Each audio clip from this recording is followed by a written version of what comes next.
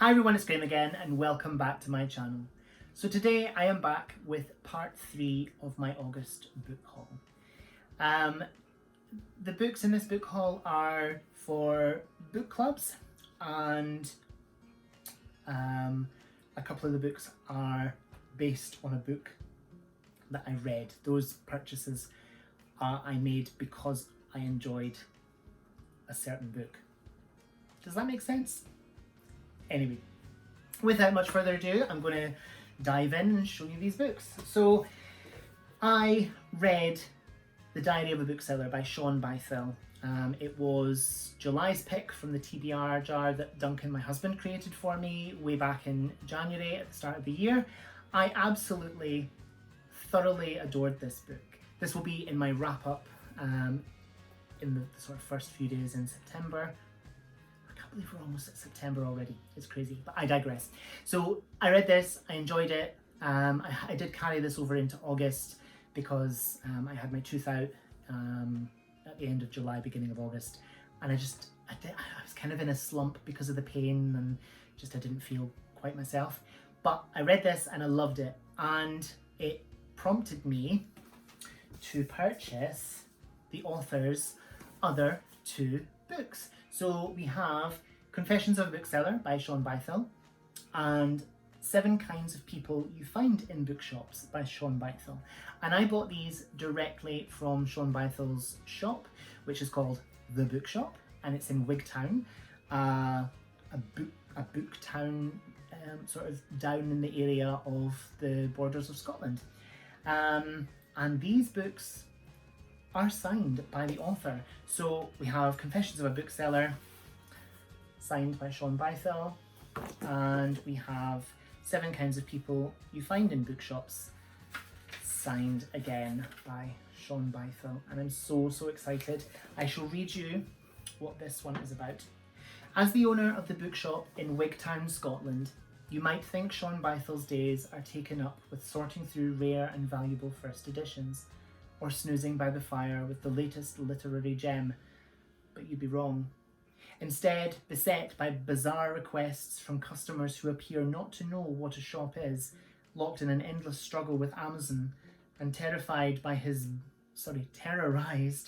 his bin-diving, poultice-making employees, Shaun's trials and tribulations make his life very far from a fairy tale. Warm, honest, and very funny, Confessions of a Bookseller is the real story of a life lived in books. I absolutely adored this. This is the sequel, and I can't wait to get to this one. Because if it's anything like the first one, it's going to be incredible. But like I say, I'll talk a bit more about this in my wrap-up. So that's that one. And then we have 7 Kinds of People You Find in Bookshops by, obviously, Shaun Bythell. Between its covers, a book can contain a whole world, and at one time or another, the whole world comes to a bookshop. So step inside to find the conspiracy theorist, the exhausted parents, the whistler, the dark artist, the loiterer without intent, the craft enthusiast, the bore, and many more. In 20 years behind the till in the bookshop, Wigtown, Shaun Bythell has met pretty much every kind of customer there is, from the charming, erudite, and deep-pocketed, to the eccentric, flatulent, and possibly larcenous. In 7 Kinds of People You Find in Bookshops, he distills the essence of his experience into a warm, witty, and quirky taxonomy of the book-loving public. So, step inside to meet the crafty antiquarian, the shy and retiring erotica browser, and gormless yet strangely likeable shop assistant student Hugo, along with much loved bookseller favourites like the passionate sci-fi fan, the voracious railway collector, and the ever elusive perfect customer. So I am so excited to get to these because I read this.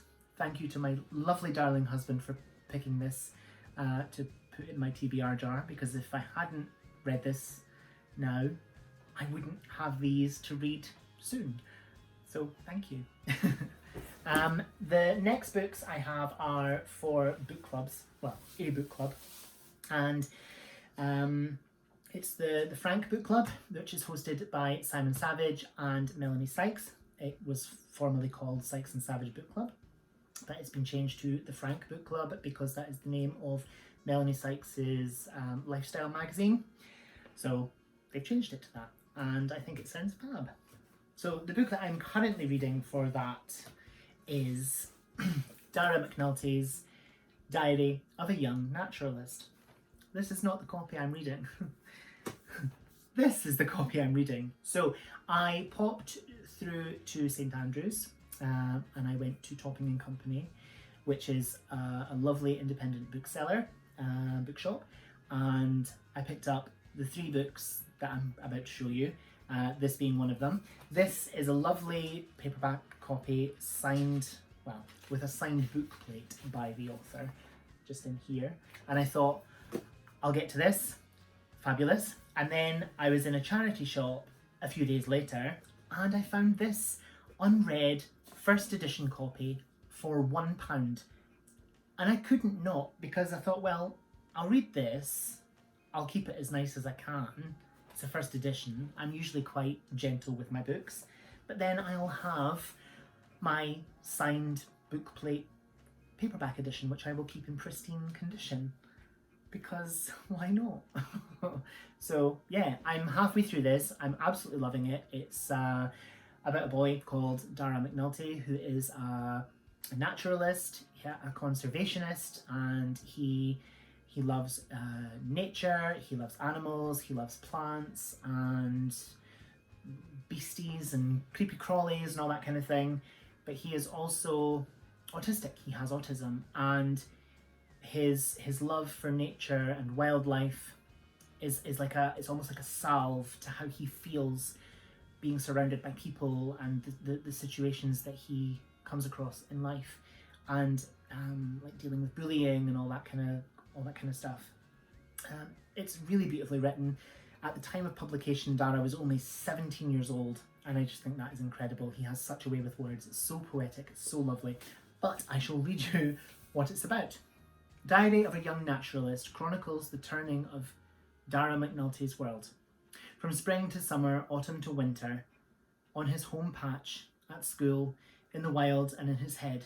Evocative, raw and beautifully written, this very special book vividly explores the natural world from the perspective of an autistic teenager juggling homework, exams and friendships alongside his life as a conservationist and environmental activist.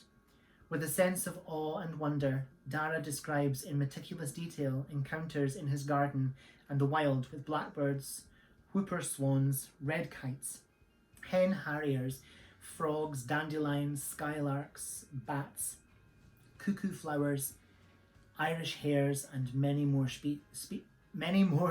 species. The power and warmth of his words also draw an affectionate and moving portrait of a close-knit family making their way in the world, and it really is very, very beautiful, and I can't wait to dive in more, because like I say, I am only halfway through. You can probably see my bookmark, or maybe not. But yeah, I have 2 copies and I'm not sorry. I will keep this one pristine and I'll keep this one as nice as I can. I have no self-control. I'm not going to apologise. Sorry, I'm not sorry. So the next one is another book club choice, and I can't remember what order these are in for the Frank Book Club, so yeah, I'll pop it on the screen if I remember to.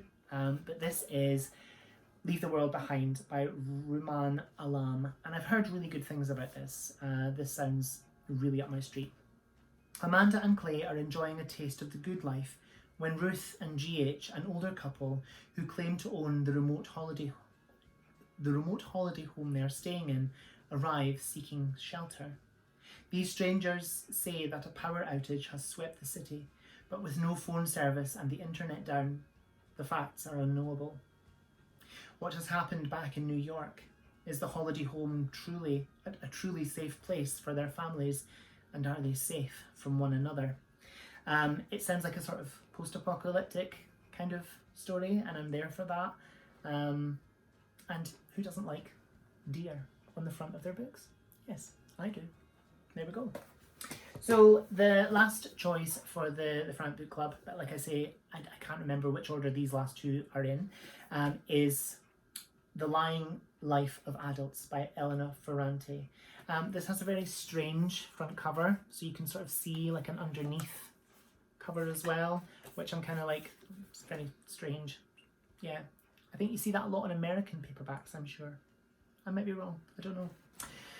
2 years before leaving home, my father said to my mother that I was very ugly. That's nice. Giovanna's pretty face has changed. It's turning into the face of an ugly, spiteful adolescent.